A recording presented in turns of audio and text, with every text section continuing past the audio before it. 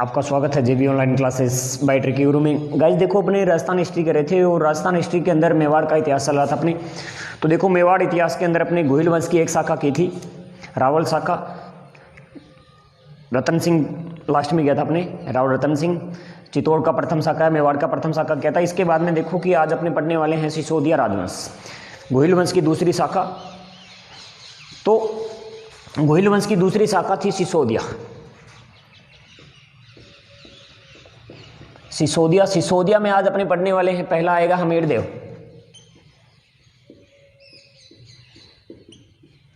पहला कौन सा आएगा? हमीरदेव। हमीरदेव के बाद में मोस्ट इंपोर्टेंट आपके रहेगा राणा लाखा या लक्ष्य सिंह, और इसका पुत्र मोकल पढ़ेंगे या तीन पढ़ेंगे। इसके बाद में कल अपना रहेगा राणा कुंभा, मोस्ट इंपोर्टेंट वो भी है। तो देखो गाइज, हमीरदेव सिसोदिया राजवंश पहला करेंगे आज अपने, सिसोदिया, हमीरदेव सिसोदिया।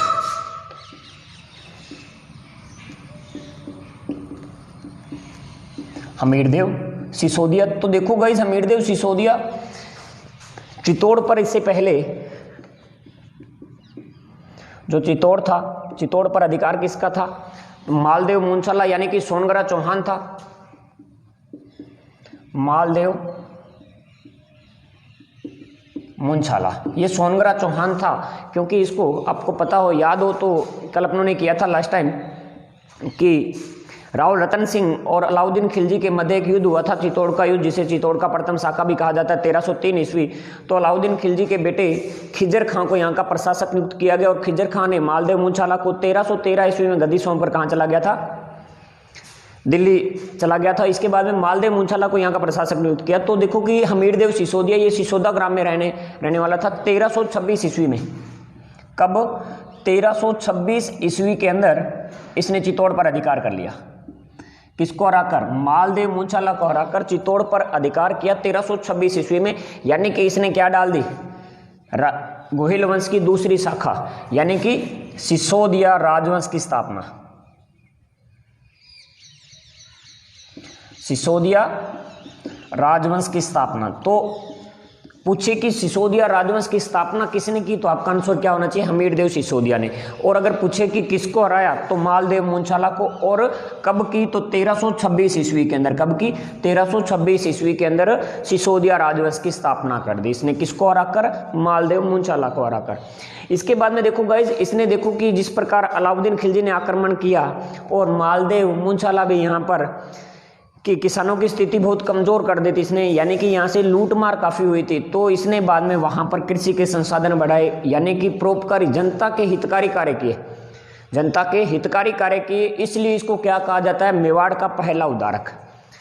तो इंपॉर्टेंट क्वेश्चन है इसे कि मेवाड़ का पहला उद्धारक किसे कहा जाता है? मेवाड़ का पहला उद्धारक। और अगर दूसरा पूछे तो दूसरा आएगा भामाशाह पालीवाला। जब महाराणा प्रताप करेंगे उस टाइम बताऊंगा उनके बारे में। तो मेवाड़ का पहला उद्धारक हमीरदेव सिसोदिया को। और इसे क्या कहा जाता है? दूसरी बात, इसे कहा जाता है विषम घाटी पंचानन। विषम घाटी पंचानन। विषम घाटी पंचानन का उल्लेख, ये इसकी उपाधि है। हमीरदेव सिसोदिया की उपाधि क्या है? विषम घाटी पंचानन। और इसका जो उल्लेख है विषम घाटी पंचानन की उपाधि है, इसका उल्लेख कहां पर किया गया है? तो आपसे ये क्वेश्चन पूछे तो आपने एक सुना होगा, राणा कुंभा द्वारा रचित रसिक प्रिया। रसिक प्रिया। और दूसरा ग्रंथ कौन सा है? वो कीर्ति स्तंभ प्रशस्ति। कीर्ति स्तंभ प्रशस्ति में विषम घाटी पंचानन उपाधि का उल्लेख कहा गया। और ये उपाधि किसके पास थी? हमीरदेव सिसोदिया के पास। इसके बाद में राजस्थान में छापामार युद्ध प्रणाली का जन्मदाता। कहां पर? राजस्थान में छापामार युद्ध प्रणाली का जन्मदाता किसे कहा जाता है? हमीरदेव सिसोदिया। तो हमीरदेव सिसोदिया को एक बार दोबारा से रिपीट करो। हमीरदेव सिसोदिया से पहले चित्तौड़ का शासक कौन था? मालदेव मुंशाला। मालदेव मुंशाला कब बनाया? 1326 ईस्वी। और कौन से राजवंश की स्थापना कर दी? सिसोदिया राजवंश की।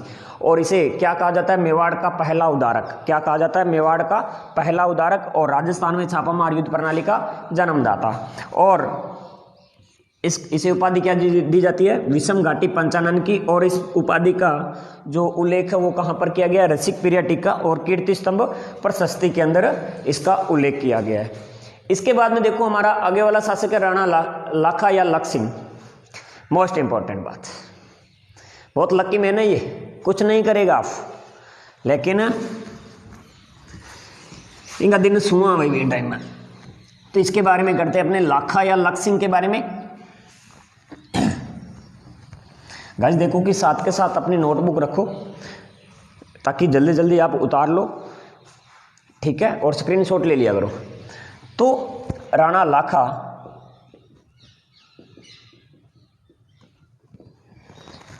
इसकी तीन बातें, तीनों के तीनों इंपॉर्टेंट है, तीनों के बार बार रिपीटिंग क्वेश्चन होता है यहां से। पहली बात कि इसके शासनकाल में एक चांदी के खान की खोज होती है, जावर माइंस। किसकी खोज हुई? जावर माइंस की खोज।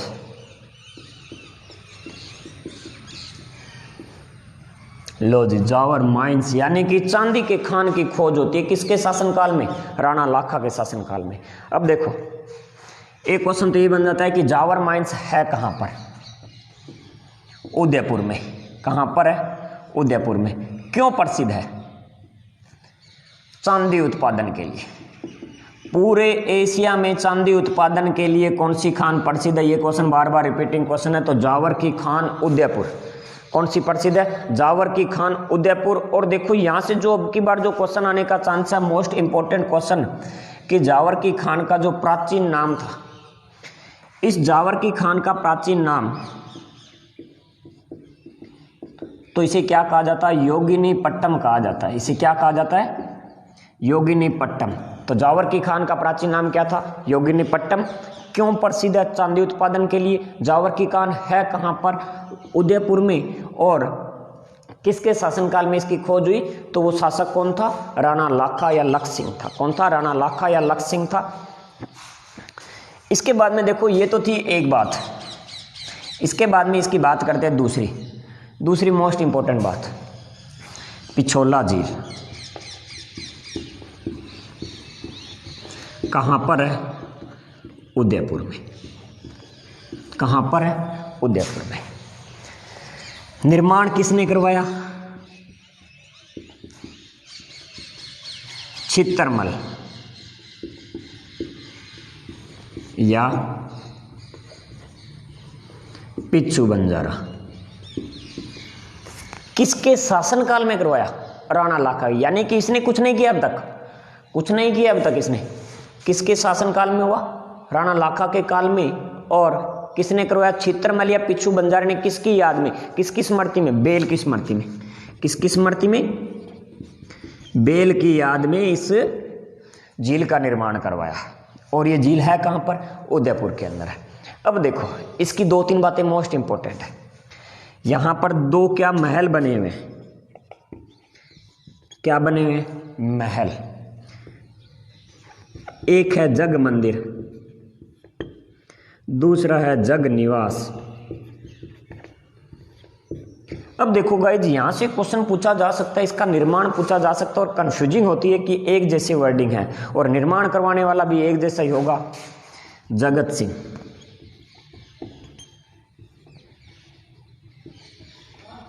इसका भी जगत सिंह। लेकिन कौन सेकंड है, कौन फर्स्ट है?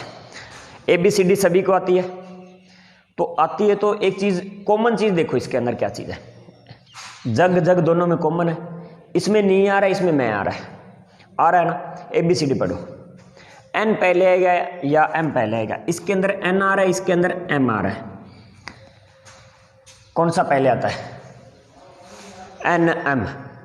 यानी कि N पहले आएगा। तो जग निवास जो महल है उसका निर्माण किसने करवाया था? जगत सिंह फर्स्ट ने। और इसका सेकंड ने। किसने करवाया था? जगत सिंह सेकंड ने। अब देखते हैं जग मंदिर के बारे में दो चार बातें। क्योंकि यहां से क्वेश्चन पूछा जाता है जग मंदिर के बारे में। जग मंदिर में पहली बात तो कि 1857 की क्रांति के अंदर इसका यूज कब हुआ? 1857 की क्रांति में नीमच से भागे हुए सैनिकों को कहां पर ठहराया गया? जग मंदिर में। कहां पर ठहराया गया? गोकुल चंद पारिक की देखरेख में कहां पर ठहराया गया? जग मंदिर के अंदर ठहराया गया। दूसरी मोस्ट इंपॉर्टेंट बात, जग मंदिर में ठहरने वाला पहला मेहमान कौन था? शाहजहां था। वो कहां पर ठहरा था? जग मंदिर के अंदर एक हवेली है,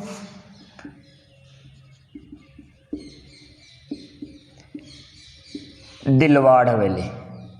उस जग मंदिर में हवेली कौन सी है? दिलवाड़ हवेली के अंदर वो ठहरा था। और ये दिलवाड़ हवेली ये सफेद संगमरमर से बनी हुई वाइट बिल्डिंग है। तो यहीं से शाहजहां प्रेरित होकर आगरा के ताजमहल का निर्माण करवाया। कौन से का? आगरा के ताजमहल का निर्माण करवाया। तो ये दो मोस्ट इंपॉर्टेंट बातें यानी कि इसकी हो चुकी है। जावर माइंस की खोज उदयपुर में चांदी उत्पादन के लिए प्रसिद्ध और इसका प्राचीन नाम योगिनीपट्टम। और पिछोला झील कहां पर है? उदयपुर में। किसके शासनकाल में निर्माण हुआ? राणा लाखा के शासनकाल में। निर्माण किसने करवाया? छित्रमल या पिच्चू बंजारे ने। और इसके अंदर दो महल कौन से है? जग मंदिर और जग निवास। जग निवास का निर्माण जगत सिंह फर्स्ट और जग मंदिर का निर्माण जगत सिंह सेकंड। और जग मंदिर में 1857 की क्रांति के दौरान नीमच छावनी से भागे सैनिक कहां पर शरण ली थी? अंग्रेज सैनिकों ने जग मंदिर में। और पहला मेहमान कौन था? शाहजहां था। और कौन सी हवेली में ठहरा था? दिलवाड़ हवेली के अंदर। कौन सी हवेली के अंदर? दिलवाड़ हवेली के अंदर ठहरा था। अब देखो कि राजस्थान की एक बात और यहां पर, राजस्थान की ऐसी झील जिसमें सर्वप्रथम सौर ऊर्जा चलित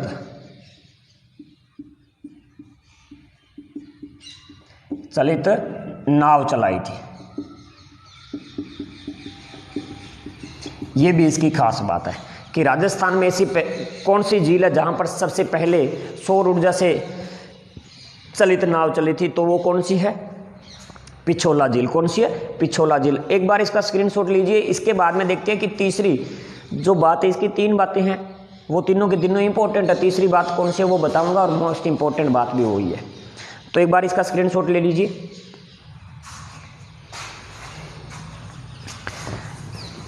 लो भाई, अब यहीं से ही राणा लाखा और अपने संबंध स्थापित करेंगे, वैवाहिक संबंध। किनके साथ? मारवाड़ के साथ। मैंने कहा था ना शुरुआत में जब राणा लाखा स्टार्ट किया था कि ये लकी मैन है, तो लकी किस प्रकार से? दो बातें लकी वाली, इसने कुछ नहीं किया अब तक, लेकिन नाम किसका हो रहा है? राणा लाखा का। एक साइड में तो अभी मेवाड़ और दूसरी साइड में मारवाड़, दोनों रियासतें हो गई। मेवाड़ का शासक था राणा लाखा। कौन था? राणा लाखा। यहां का मारवाड़ का इसके समकालीन रावचूड़ा। कहानी है, कहानी के तौर पर समझना इसको। तो देखो कि पहले इसकी बात करते हैं रावचूड़ा की। रावचूड़ा का बड़ा ही बड़ा पुत्र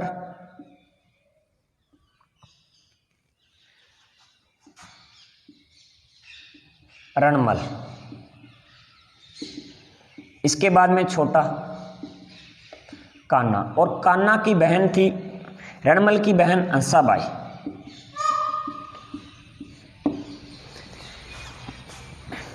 देखो गाइस, ये भी लकी है, लेकिन इससे भी लकी यही है। ये भी लकी है, इससे लकी भी यही है, क्योंकि इसको देखो कि मंडोर दहेज में मिला था, ठीक है, लेकिन कम ओई को नहीं। राणा लाखा भी कम को नहीं। इंगी एक प्रिय पत्नी थी, बिया तो पत्नियां कोई कमी को न होती, यानी कि इनके पत्नियों की तो कोई कमी नहीं थी, रानियां बहुत होती थी, कमी है तो आजकल है। इसकी प्रिय पत्नी और उसका नाम था किशोरी देवी। सबसे ज़्यादा अत्यधिक प्रेम है वो इससे ही करता था, जो सबसे ज़्यादा टाइम निकालता था वो इसी के साथ, किशोरी देवी के साथ ही निकालता था ये बंदा। अब देखो भाई, और किशोरी देवी की संतान थी कान्हा, ये इसकी संतान थी। अब बात करते हैं अपने, वापस चले आते हैं राणा लाखा के पास। राणा लाखा का एक ही पुत्र, सबसे बड़ा ज्येष्ठ पुत्र कुंवर चूड़ा, ये इसका पुत्र था। अब देखो कई किताबों में मिलेगा कि राणा चूड़ा, तो भाई देखो मैं आपको एक चीज स्पष्ट कर देता हूं कि कुछ इतिहास के अंदर गलतियां हैं बड़ी बड़ी। कुछ इतिहासकार बोलते हैं इसको राणा चूड़ा, लेकिन जो राणा की उपाधि हुआ करती थी, मेवाड़ के शासकों की, सिसोदिया राजवंश की जो उपाधि थी, अगर बात करें रावल शाखा तो रावल की उपाधि थी, लेकिन इसके पास किसकी थी, यानी कि सिसोदिया में जो भी बनेंगे उसके, उनके पास शासक बनेंगे, उनके पास राणा की उपाधि। ये तो कभी शासक बना ही नहीं, इसको राजकुमार बोल सकते हो आप, कुंवर चूड़ा बोलोगे, कुंवर चूड़ा। तो भाई अब देखो,